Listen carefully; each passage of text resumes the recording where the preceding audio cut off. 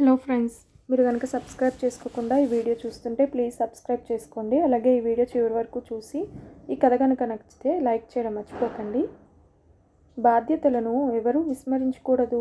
విస్మరిస్తే అవి మనల్ని వెంటాడుతూనే ఉంటాయి. బాధ్యతలను చూసి పారిపోకూడదు, ఎందుకంటే అవి మనల్ని వెంబడిస్తూనే ఉంటాయి. ఎవరు ఏ పని చేసినా దాని బాధ్యత కూడా వారిదే. అంతేకాని ఎవరో బలవంతంగా వారి చేత ఆ పని చేయించారని ఎవరూ చెప్పలేరు. ఎందుకంటే ఒకరు స్వేచ్ఛగా ఉన్నారని ఎవరూ ఎవరిని బలవంత పెట్టలేరు. ఒక పని చెయ్యాలో వద్దో నిర్ణయించేది వారే. స్వేచ్ఛతో పాటే బాధ్యత కూడా వస్తుంది. నిజానికి స్వేచ్ఛే బాధ్యత. కానీ మనసు మహామోసకారి. అది ఎప్పుడూ దాని ఇష్టమొచ్చినట్టు వ్యాఖ్యానిస్తుంది. అలాగే అది ఎప్పుడూ ఏది వినాలనుకుంటుందో ముందే నిర్ణయించుకొని దానినే వింటుంది. కానీ సత్యాన్ని అర్థం చేసుకునేందుకు ఎప్పుడూ ప్రయత్నించదు. అలాంటి ఒక మనసు తన బాధ్యతను వదిలిపెట్టేయాలని నిర్ణయించుకుంటుంది. కానీ ప్రకృతి ఆ మనసుకు బాధ్యత గురించి తెలుపుతుంది. ఎలా తెలిపింది తెలుసుకోవటానికి ఈ కథను చదవండి. డాక్టర్, ఎలాగైనా నా భార్య బిడ్డలను కాపాడండి. వారు తప్ప ఈ ప్రపంచంలో నాకు ఇంకెవరూ లేరు, ఏడుస్తూ చెప్పాడు గణేష్. చూడండి మిస్టర్ గణేష్, దానికోసమే ఒక ప్రత్యేక డాక్టర్ల బృందం నిన్నటి నుండి కృషి చేస్తున్నారు. కానీ మీ భార్య ఆరోగ్యంలో కొంచెం కూడా మార్పు కనిపించడం లేదు. మీ భార్య కేసును మేమంతా ఒక ఛాలెంజ్గా తీసుకున్నాం. నిజానికి ఇప్పుడు జరుగుతున్నది వైద్యానికి విధికి మధ్య యుద్ధం. వైద్యం మూలంగా విధిని జయించటానికి నగరంలోని డాక్టర్లంతా ఒకటయ్యారు. మీ భార్య కేసులో ఎటువంటి ట్రీట్మెంట్ చేస్తే తల్లి బిడ్డను కాపాడవచ్చుననే విషయంపై వైద్య సముదాయమే పుస్తకాలు తిరిగేస్తున్నది. కాబట్టి మీరు కొంచెం రిలాక్స్డ్గా ఉండండి. మమ్మల్ని రిలాక్స్డ్గా ఆలోచించుకోనివ్వండి. నెగిటివ్గా ఆలోచించి మీ మనసు పాడు చేసుకోకండి. తల్లి బిడ్డ క్షేమంగా ఈ ప్రపంచాన్ని చూస్తారని నమ్మకంగా ఉండండి అన్నాడు డాక్టర్. ఎలా ఉండగలను డాక్టర్? వైద్యానికి విధికి మధ్య యుద్ధం జరుగుతున్నది. మీరే చెప్తున్నారే, దానికి అర్థం ఏమిటి డాక్టర్? వైద్యం కంటే విధి బలంగా ఉన్నదనేగా అర్థం. వైద్యులైన మీరే ఆ మాట చెప్తే మామూలు మనుష్యులమైన మేమంతా ఏమైపోవాలి చెప్పండి. అందుకని మీతో అబద్ధం చెప్పమంటారా? పేషెంట్ల దగ్గర నిజాలు దాచుకోవడమే మా వృత్తి ధర్మం. అందుకని నిజమే చెప్తున్నా. వైద్యం కంటే విధియే గొప్పది. డాక్టర్ల కంటే దేవుడే గొప్ప. మేము నిమిత్త మాత్రులమే. ఒక రోగిని రక్షించడం, తీసుకుపోవడం మాకంటే గొప్పవాడైన ఆ దేవుడే చేయగలడు. కానీ ఆ పనికి డాక్టర్లైన మమ్మల్ని ఉపయోగించుకుంటున్నాడు. వైద్యపరంగా ఎలాంటి ట్రీట్మెంట్ ఇవ్వాలో రోగికి అవన్నీ ఇస్తూనే ఉంటాము. అయినా రోగి ఆరోగ్యంలో కొంచెం కూడా మార్పు రాకపోవడమే కాకుండా అనుకోని మరికొన్ని అనారోగ్య పరిస్థితులు ఎదురైతే మేం మాత్రం ఏం చేయగలం? అందరి సంగతి నాకు తెలియదు, కానీ నాకు మాత్రం వీళ్ళు తప్ప ఇంకెవరూ లేరు డాక్టర్. వీళ్ళే నా ప్రపంచం. అందుకే అడుగుతున్నా. కాదు కాదు కాదు వేడుకుంటున్నా. నా భార్య బిడ్డలను ఎలాగైనా కాపాడండి. మీ బాధ నాకు అర్థమైంది. నేను చెప్పేది కూడా మీరు అర్థం చేసుకోవాలి. మనుషులు ఎప్పుడూ వేడుకోకూడదు. మనిషి ఎప్పుడూ ఆ భగవంతుడినే వేడుకోవాలి. వెళ్ళండి, మీరు ఆ పనిలో ఉండండి. మేము మా విధులలో ఉంటాం అని చెప్పేసి వేగంగా వెళ్ళిపోయాడు డాక్టర్. డాక్టర్ చెప్పింది విని, భగవంతుడా, నా భార్య బిడ్డలను కాపాడు అని మనసులోనే భగవంతుణ్ణి ప్రార్థిస్తూ భారమైన మనసుతో అక్కడే ఉన్న కుర్చీలో కూర్చున్నాడు గణేష్. అప్పుడే హాస్పిటల్లోకి క్యారేజీతో వచ్చిన ఒక ముసలమ్మ గణేష్ దగ్గరకు వచ్చి అతని పక్కనే ఉన్న కుర్చీలో కూర్చొని, ఏం నాయనా, డాక్టర్లు ఏం చెప్తున్నారు అని అడిగింది. గణేష్ కళ్ళు తుడుచుకుంటూ, సరిగ్గా చెప్పటం లేదు బామ్మగారు. వాళ్ళ ప్రయత్నాలు వాళ్ళు చేస్తున్నారట. పొంగుకొస్తున్న ఏడుపును దిగమింగుకుంటూ చెప్పాడు గణేష్. నువ్వేమీ బాధపడకు నాయనా. ఆ దేవుడు నీకు అన్యాయం చేయడు. నీ ఇష్టదైవాన్ని మొక్కుకో, అంతా మంచే జరుగుతుంది. ఇదిగో నీకోసం క్యారేజీ తెచ్చాను, కాస్త ఎంగిలిపడు. గణేష్కి ధైర్యం చెబుతూ చెప్పింది బామ్మగారు. వద్దు బామ్మగారు, నాకేమీ తినాలనిపించడం లేదు. నన్ను బలవంతం చేయకండి అన్నాడు. ఈలోపు లేబర్ వార్డ్ డోర్ తెరుచుకోవడంతో అటువైపు చూశాడు గణేష్. డాక్టర్ బయటకు వచ్చాడు. తిన్నగా గణేష్ దగ్గరకు వచ్చాడు. గణేష్ లేచి నిలబడ్డాడు. సారీ గణేష్, తల్లి బిడ్డలలో బిడ్డను మాత్రమే కాపాడగలిగాం అని చెప్పాడు. ఆ మాట విన్న గణేష్ తల పట్టుకొని అక్కడున్న కుర్చీలో కూలబడ్డాడు. 15 రోజుల నుండి గణేష్ తిండి నిద్రలకు దూరం అవడం వలన బాగా చిక్కిపోయాడు. గదిలో కట్టిన గుడ్డ ఉయ్యాలలో పసిపిల్ల హాయిగా నిద్రపోతుంది. గోడను ఆనుకొని కన్నీరు మున్నీరుగా ఏడుస్తూ కూర్చున్న గణేష్కి ఎదురుగా ఉన్న దేవుని ఫోటో కనబడింది. మెల్లగా లేచి ఫోటోకి ఎదురుగా నిలబడ్డాడు. నాకెందుకు ఇంత పెద్ద శిక్ష వేశావు? నేను, నా భార్య ప్రతిరోజు నీకు పూజలు చేశామే. వారానికొకసారి నీ గుడికి వచ్చి నిన్ను దర్శించుకొని మమ్మల్ని దీవించమని, ఎవరూ లేని మాకు నీవే దిక్కు అని వేడుకున్నామే. నువ్వు మాకు తోడుగా ఉంటావని ధైర్యంతో మేము మా బాధలని మర్చిపోయి ఆనందంగా మా జీవితాన్ని గడుపుతున్నామే. అలాంటి మాకు నువ్వెందుకింత అన్యాయం చేశావు? నాకెందుకింత కష్టాన్నిచ్చావు? మాకు తోడుగా ఉండమని మాత్రమే నిన్ను వేడుకున్నామే తప్ప ఇంకేమీ నిన్ను అడగలేదే. ఎలాంటి వరము కోరుకోలేదే. అలాంటి నాకు ఎందుకింత పెద్ద శిక్ష వేశావు? నా అన్న వాళ్ళందరినీ వదులుకొని నువ్వున్నావనే నమ్మకంతో పెళ్లి చేసుకున్న నాకు ఈ బిడ్డను వరంగా ఇచ్చి నా భార్యను నా నుండి, ఈ పసిబిడ్డ నుండి వేరు చేసి నీ దగ్గరకు తీసుకెళ్ళావే.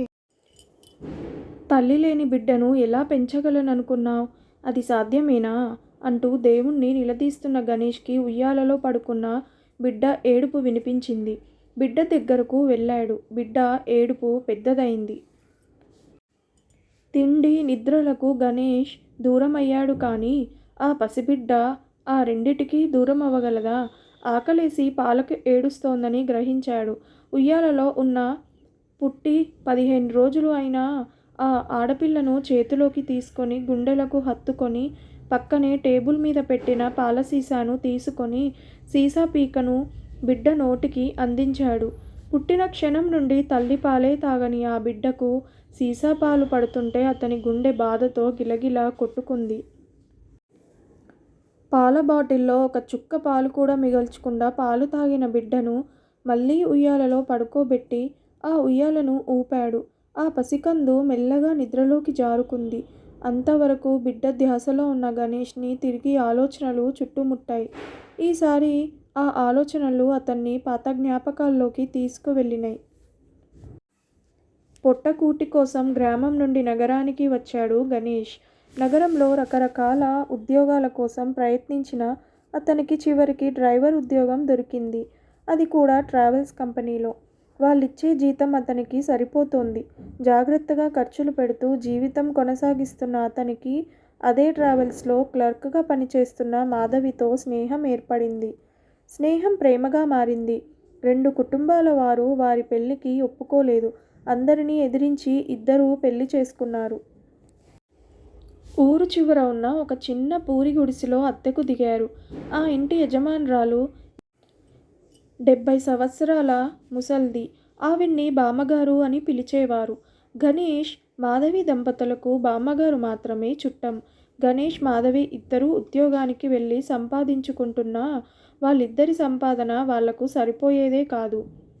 అయినా తమ ఆశలను చంపుకొని ఉన్నదాంట్లోనే జీవితాన్ని ఆనందంగా గడుపుకుంటూ మంచి రోజులు రాకుండా పోతాయా అనుకుంటూ హాయిగా జీవించారు. దానికి ముఖ్య కారణం మాధవి. వచ్చే సంపాదనను ఆచితూచి ఖర్చు పెడుతూ అప్పు అనే మాటకు చోటిచ్చేది కాదు. ఒకసారి గణేష్ కార్ డ్రైవింగ్లో ఉన్నప్పుడు గబుక్కున కారుకు అడ్డుగా పరిగెత్తుకొచ్చిన స్కూల్ పిల్లవాడిని కాపాడడం కోసం సడన్గా బ్రేకు వేశాడు. కారు కంట్రోల్ తప్పి పక్కనున్న చెట్టుకు గుద్దుకుంది. కారుకి తనకి చిన్న చిన్న దెబ్బలే తగిలినా ఖర్చు మాత్రం ఎక్కువే అయింది. మాధవి దాచిన డబ్బులు సరిపోక కొంత అప్పు చేయవలసి వచ్చింది. మాధవి సహాయంతో త్వరలోనే కోలుకున్న గణేష్ అప్పులను కూడా ఆమె సహాయంతో త్వరలోనే తీర్చి బయటపడ్డాడు. తనకు ఎంతో పక్క బలంగా ఉండే మాధవి ఇప్పుడు లేదు. చల్లటి గాలిలా తన జీవితంలోకి వచ్చిన మాధవి తుఫాన్లా మాయమైపోయింది. మొదటి కానుపుకు వెళ్ళిన మాధవి మరో జన్మ ఎత్తలేదు. తన ప్రాణాన్ని బిడ్డకు ఇచ్చేసి కనబడకుండా పోయింది. తలుచుకుంటున్న కొద్దీ గణేష్కి ఏడుపు ఎక్కువవుతుంది. మనసు భారంతోనూ, శరీరం నీరసంతోనూ ఉండడంతో గోడ పక్కనే నేల మీద పడుకుండిపోయాడు. గణేష్ అన్న పిలుపుతో ఉలిక్కిపడి లేచాడు. ఎదురుగా పక్కింటి బామ్మగారు. ఏం నాయనా, ఇంకా నువ్వు నీ భార్య పోయిన బాధలోనే ఉన్నావా? బిడ్డ ఏడుస్తున్నది కూడా వినబడలేదా? ఇలా అయితే ఎలా? ఆ బిడ్డని నువ్వు కంటికి రెప్పలా కాపాడుతావనే నమ్మకంతోనే మాధవి ఆ బిడ్డను నీకిచ్చి వెళ్ళిపోయింది. నువ్వు ఇంట్లోనే ఉంటే ఎలా చెప్పు? ఉద్యోగానికి వెళ్ళి సంపాదించుకొని వస్తేనే కదా నీ భార్య ఆశను నెరవేర్చగలవు. ఆ బిడ్డను, పాల బాటిల్ను, పాల పొడిని నాకిచ్చి నువ్వు ఉద్యోగానికి వెళ్ళు. నువ్వొచ్చేదాకా నీ బిడ్డను నేను చూసుకుంటా అని చెప్పి గణేష్ మాటలకు ఎదురు చూడకుండా ఉయ్యాలలో ఏడుస్తున్న పసిబిడ్డను తీసుకొని పాల బాటిల్ను, పాల పౌడర్ను ఒక సంచిలో వేసుకొని వెళ్ళిపోయింది. నిజమే, భార్యకు నొప్పులు ఎక్కువైన రోజు నుండి ఈ రోజు వరకు నేను ఉద్యోగానికి వెళ్ళాలి అనుకున్న వెంటనే ఓపిక తెచ్చుకొని స్నానం ముగించుకొని డ్యూటీకి బయలుదేరాడు గణేష్. ట్రావెల్స్లో కార్ తీసుకొని డ్రైవింగ్ చేస్తున్న గణేష్కి మనసంతా బిడ్డ మీదే ఉంది. బిడ్డను బామ్మగారు చూసుకుంటోందిగా అనే ఆలోచన అతని మామూలు జీవితంలోకి తెచ్చింది. కారు నడుపుతున్న అతనికి రోడ్డు మీద ఒక ముసలాయన కారుకు అడ్డంగా రోడ్డు దాటటం కనిపించింది. సడన్ బ్రేక్ వేశాడు. అదృష్టం కొద్దీ కారు ముసలాయన దగ్గరకు వచ్చి ఆగింది. ఒక్క నిమిషం తన ప్రాణం పోయి వచ్చినట్లయింది గణేష్కి. అక్కడి నుంచి బయలుదేరిన గణేష్కి చేతులు కొంచెం వణకడంతో కారును ట్రావెల్స్లో వదిలేసి మధ్యలోనే ఇంటికి వచ్చేశాడు.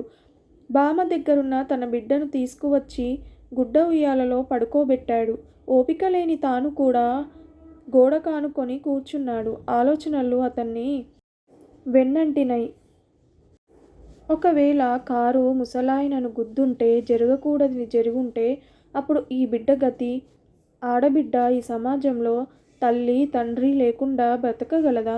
ఆలోచిస్తున్న గణేష్కి ఏదో పరిష్కారం దొరికినట్లు. అంతే, అలాగే చెయ్యాలి అనిపించడంతో నిద్రలోకి జారుకున్నాడు.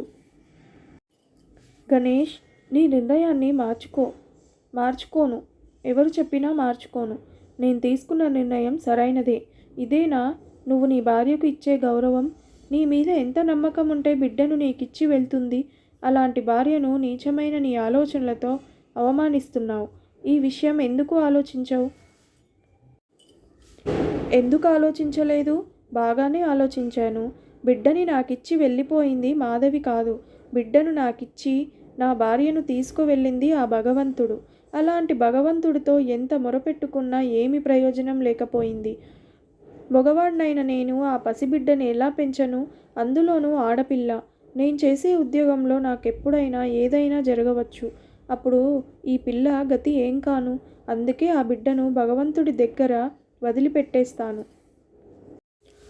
ఆ బిడ్డ బాగోగులు ఆ భగవంతుడే చూసుకుంటాడు.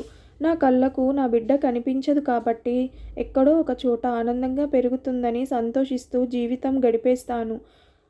ఆపు నీ పిచ్చి మాటలు. నీ బిడ్డను నువ్వే పెంచలేనప్పుడు ఇంకెవరో బాగా పెంచుతారని ఎలా అనుకుంటున్నావు? అనాథ పిల్లలను ఎన్ని అగచాట్లకు గురి చేస్తున్నారో నువ్వెప్పుడూ వినలేదా?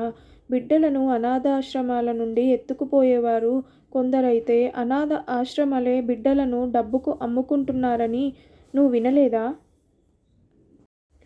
అలాంటి బిడ్డలను ఎటువంటి నీచ కార్యాలకు ఉపయోగించుకుంటున్నారో నీకు తెలియదా? అందులోనూ ఆడపిల్లలకు జరుగుతున్న అన్యాయాలు నువ్వెప్పుడూ వినలేదా? అలాంటి గతి నీ బిడ్డకు పట్టాలని ఆశపడుతున్నావా? వద్దు. భయంకరమైన వార్తలను చెప్పి నా మనసును పాడు చేయకు. ఏ తోడు లేకుండా ఆడపిల్లలను నేనెక్కొన్ని ఎలా పెంచగలను? నారు పోసిన వాడే నీరు పోస్తాడనే సామెత నువ్వెప్పుడూ వినలేదా? ఈ సామెతలన్నీ చెప్పుకోవడానికే పనికొస్తాయి. అంత కష్టాన్ని నాకెందుకు ఇవ్వడం? ఆ తర్వాత ఎందుకు నీరు పోయడం? ఏం తప్పు చేశానని నా భార్యను నా నుండి విడదీశాడు? సరే, నా సంగతి వదిలేద్దాం. ఈ పసిపాప ఏం తప్పు చేసింది? లోకాన్ని ఈ మధ్యే చూసిన ఈ పసిపాప చేసిన తప్పేమిటో? ఈ పసిపాపను తల్లికి ఎందుకు దూరం చేయడం? నా భార్య ఏం తప్పు చేసిందని తన దగ్గరకు తీసుకుపోయాడు? నువ్విప్పుడు ఎదుర్కొంటున్న కష్టాలకు ఆ భగవంతుడే కారణమని న్యాయపరుచుకుంటూ వెళితే నీకు నేనేమీ చెప్పలేను. కానీ ఒకటి మాత్రం గుర్తు చేస్తాను. బంధాలు బాధ్యతలను గుర్తు చేయటానికే ఏర్పడతాయి. బుద్ధి కర్మానుసారాని అంటారు. అంటే గత జన్మ కర్మఫలం మనిషిని నడిపిస్తుంది. ఎన్నో పుణ్యకార్యాలు చేస్తున్నప్పటికీ కష్టాలు పడుతున్నవారు పూర్వజన్మలో ఇంతకు మించిన పాపఫలాన్ని మూటగట్టుకున్నారని అర్థం. ఇప్పుడు దుష్కర్మలు ఆచరిస్తూ కూడా సుఖంగా జీవిస్తున్నవారు గత జన్మలో సత్కార్యాలు చేసి ఉంటారు. కానీ పై జన్మకు మోయలేనంత పాపభారాన్ని సిద్ధం చేసుకుంటున్నారని వారికి తెలియదు. ఈ కర్మఫలాన్ని నిష్పక్షపాతంగా ఇవ్వడమే భగవంతుడు చేస్తున్న పని. కానీ పాపపుణ్యాల తేడా తెలుసుకొని విచక్షణా జ్ఞానంతో ప్రవర్తించగలిగే అవకాశం, శక్తి దేవుడు మనిషికి మాత్రమే ఇచ్చాడు. అందుకే ఎన్ని కష్టనష్టాలు ఎదురైనా ఈ జన్మలో సత్కార్యాలు చేస్తే మరుజన్మకు పుణ్యం సంపాదించుకోగలవు. నువ్వు చేసే తప్పొప్పులకు పూర్తి బాధ్యత నీదే. ఆపు నీ ఉపదేశాలు. అరుస్తూ నిద్ర నుండి గబుక్కున లేచాడు. చుట్టూ చూశాడు. ఇంతసేపు నేను కలలోనా మాట్లాడింది అనుకుంటూ టేబుల్ మీదున్న అలారం గడియారం వైపు చూశాడు. మధ్యరాత్రి 2 గంటలు దాటింది. ఒకసారి ఉయ్యాల వైపు చూసి మళ్ళీ పడుకున్నాడు గణేష్. మరుసటి రోజు ఉగాది. ఊరంతా పండగ వాతావరణం అలుముకుంది. బిడ్డకు స్నానం చేయించి తన దగ్గరున్న పంచ తీసి బిడ్డ మీద కప్పాడు గణేష్. బిడ్డ నుదిటిపైన బుగ్గలపైన ముద్దుల వర్షం కురిపించాడు. కళ్ళ వెంట నీరు కారుతుంటే నన్ను క్షమించు బంగారం. నాకు దీనికంటే వేరే మార్గం తెలియటం లేదు. ఈ తండ్రిని క్షమించు తల్లి అంటూ ఏడ్చాడు. చీకటి తొలగి వెలుతురు బయటకు వస్తున్న తెల్లవారుజామున బిడ్డతో పాటు ఊరు చివరికి వెళ్ళాడు గణేష్. అక్కడున్న చెత్తకుండి వైపుకు పిల్లిలాగా మెల్లగా నడిచాడు. సన్నగా బిడ్డ ఏడుపు వినబడింది. భయపడ్డాడు. అటూ ఇటూ చూశాడు. ఎవరూ లేరని గుర్తించి చేతిలోని బిడ్డ ముఖంపై కప్పి ఉన్న పంచను కొంచెంగా తొలగించాడు. బిడ్డ మంచి నిద్రలో ఉన్నది. మరి ఏడుపు వినబడిందే, దీనినే భ్రమ అంటారేమో అనుకుంటుండగా మళ్ళీ సన్నగా బిడ్డ ఏడుపు వినబడింది. కంగారు పడ్డ గణేష్ అటూ ఇటూ చూశాడు. ఎవరూ కనిపించలేదు. మరి ఆ ఏడుపు? ఏడ్చేది తన బిడ్డ కాదు, భ్రమ అంతకంటే కాదు అనుకుంటూ అయోమయ పరిస్థితిలో ఉన్న గణేష్కు మళ్ళీ అదే ఏడుపు వినిపించింది. ఆ ఏడుపు చెత్తకుండి పక్క నుంచే వస్తోందని గ్రహించిన గణేష్ మెల్లగా చెత్తకుండీలోకి తొంగి చూశాడు. లోపల ఒక గుడ్డమూటను ఒక కుక్క నోటితో లాగుతోంది. గుడ్డ మూటంతా ఎర్రగా ఉంది. చీ చీ అంటూ కుక్కను తరిమి కొట్టాడు. గుడ్డమూటను చేతిలోకి తీసుకున్నాడు. మళ్ళీ అదే ఏడుపు. ఆ గుడ్డమూటలో నుండే గబగబా గుడ్డమూటను విడదీశాడు. ఆశ్చర్యపోయాడు. అందులో అప్పుడే పుట్టిన బిడ్డ నెత్తుటి గుడ్డులాగా ఉంది. అదే గుడ్డతో ఆ బిడ్డ శరీరం తుడిచాడు. అదొక ఆడపిల్ల. నేనే గనుక ఈ బిడ్డను చూసుండకపోతే ఈ బిడ్డ ఇంకొద్దిసేపట్లో ఆ కుక్కకు ఆహారం అయ్యుండేది. ఈ బిడ్డను నేను చూసుండకపోతే నా బిడ్డను కూడా భయంతో కంపించిపోయిన గణేష్ వణుకుతున్న చేతులతో తల్లి ప్రేమతో ఆ పసిబిడ్డను ఎత్తుకున్నాడు. నుదిటి మీద ముద్దు పెట్టాడు. రాత్రి కలలో కనిపించి బాధ్యత గురించి చెప్పినతని మాటలు గుర్తుకు వచ్చాయి. అంతే, అతనిలో తెలియని ఆనందం చోటు చేసుకుంది. ఇక మీదట నాకు 2 అమ్మాయిలు అనుకున్న గణేష్కి ఏనుగంత బలం వచ్చింది. ఉగాది బహుమతిగా దొరికిన పసికూనలను రోజా పువ్వుల్లాగా మెల్లగా తన హృదయానికి హత్తుకొని నమ్మకంతో ఇంటివైపుకు నడక సాగించాడు గణేష్. విన్నారు కదా ఫ్రెండ్స్. ఈ కథ కనుక మీకు నచ్చితే ప్లీజ్ సబ్స్క్రైబ్ చేయండి. అలాగే లైక్ చేయడం మర్చిపోకండి. Thank you so much for watching this video.